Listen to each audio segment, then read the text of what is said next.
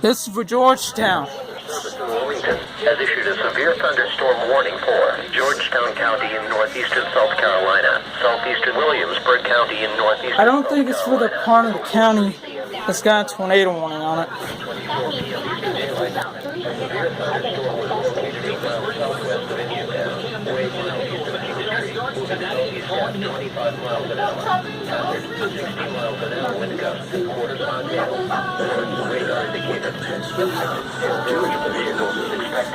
Expect wind damage to roofs, siding, and trees.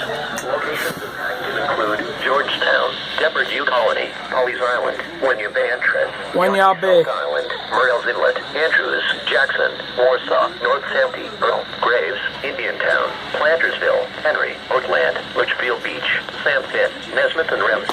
For your protection, move to an interior room on the lowest floor of the building.